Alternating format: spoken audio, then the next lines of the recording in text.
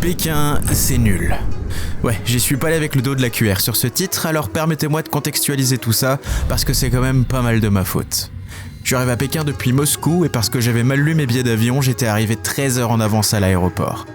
Pas possible de dormir parce qu'il faut surveiller les bagages, pas possible de se restaurer ni de trouver un lit en attendant parce que j'avais plus de roubles. La fatigue s'est accumulée et après quelques heures de sommeil médiocre dans l'avion, j'étais pas dans les meilleures conditions pour apprécier mon escale à Pékin. Enfin bref, bonne vidéo. Salut à tous, bienvenue dans cette nouvelle vidéo que vous pouvez tous dès à présent disliker parce que je vais pas passer 24 heures à Pékin mais 23 et en plus comme l'avion était en retard, finalement il passait que 22h30. Le putaclic à son paroxysme. 23 heures, c'est pas long. Allons droit à l'essentiel, direction Tiananmen, square théâtre de rien du tout. Il s'est jamais rien passé ici. Rien passé à part les célèbres répressions de 1989 dont on ne connaîtra sans doute jamais vraiment l'étendue, le sujet étant un tabou absolu ici en Chine.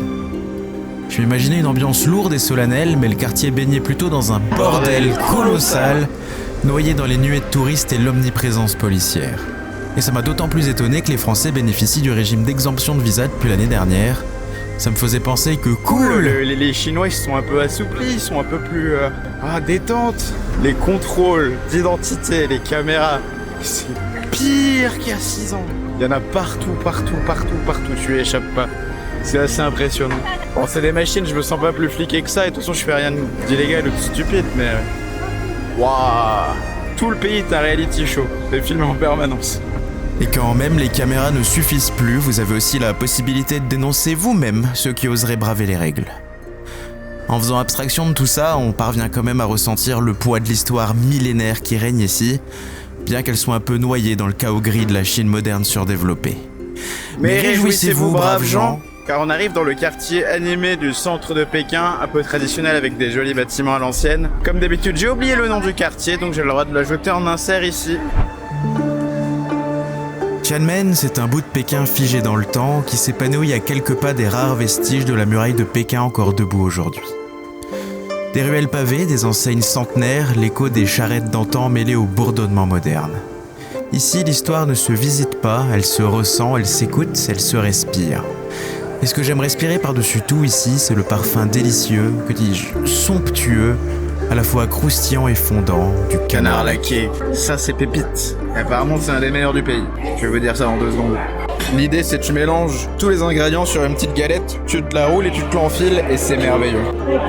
Ça m'avait manqué. C'est vraiment trop bon. C'est mythique. Mythique. Mon appétit rassasié m'était venu le temps de me poser des questions. Ce délire des caméras de surveillance partout, là, je me demande vraiment si ça apporte autant en sécurité et en sérénité que ça enlève en liberté individuelle et en vie privée. En soi, si c'est vraiment grâce à ce système que la Chine est un pays sûr aujourd'hui, après tout pourquoi pas. Mais si c'est juste un système d'oppression pour calculer le crédit social et tout ça, le crédit social, je sais même pas si c'est réel ou si c'est une légende urbaine. Le crédit social n'est pas une légende, mais notre perception occidentale de ce système relève largement du fantasme. Concerne principalement les entreprises et sanctionne les fraudes et les comportements illégaux pour favoriser la confiance commerciale. Il n'existe pas de score chiffré appliqué à chaque citoyen. Les interdictions de prendre le train ou l'avion, comme vous avez pu le voir dans des reportages, relèvent de condamnations judiciaires et non d'un système monolithique basé sur une surveillance permanente de la population. Le contrôle social existe bel et bien. Il est moins envahissant et extrême qu'on ne l'imagine, mais je me demande quand même s'il y a que des bons sentiments et des bonnes intentions derrière ça. Prenez cette vidéo pour ce qu'elle est, le compte-rendu d'une journée plus que moyenne à Pékin. Plus que moyenne à cause de la fatigue, à cause de la chaleur étouffante, de ma désorganisation, des contrôles d'identité tous les 100 mètres, du manque de temps, et d'un détail qui a eu le don de bien me gonfler, l'impossibilité d'acheter un ticket de métro sans carte d'identité chinoise ou sans l'aide de la police. Vraiment. Pékin est différente du reste de la Chine. C'est ici que son pouvoir est centralisé, c'est une ville à part, et il semble qu'un événement politique majeur ait renforcé encore plus les mesures de contrôle. Mais non, Pékin c'est pas nul, c'est mon expérience qui l'a été. Prenez cette vidéo comme une introduction à la Chine, dont on va aborder un point essentiel qui la définit vraiment dans l'épisode 15, son développement bien trop rapide.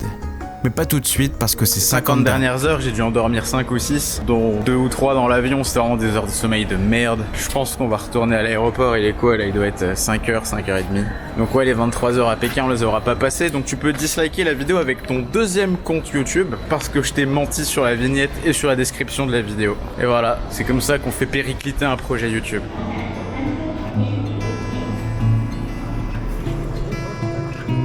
Pour ne rien arranger à mon cas, j'étais parvenu à me tromper d'arrêt de métro et j'ai eu le droit à un quart d'heure de bus supplémentaire pour arriver à mon terminal.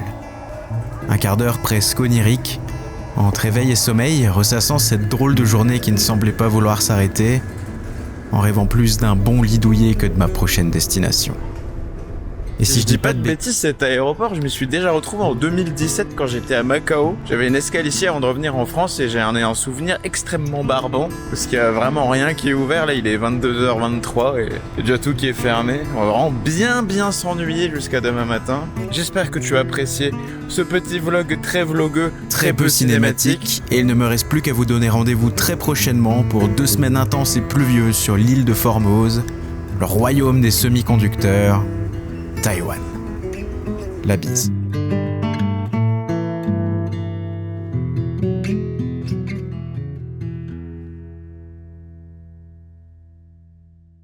Putain, je suis une pute de merde.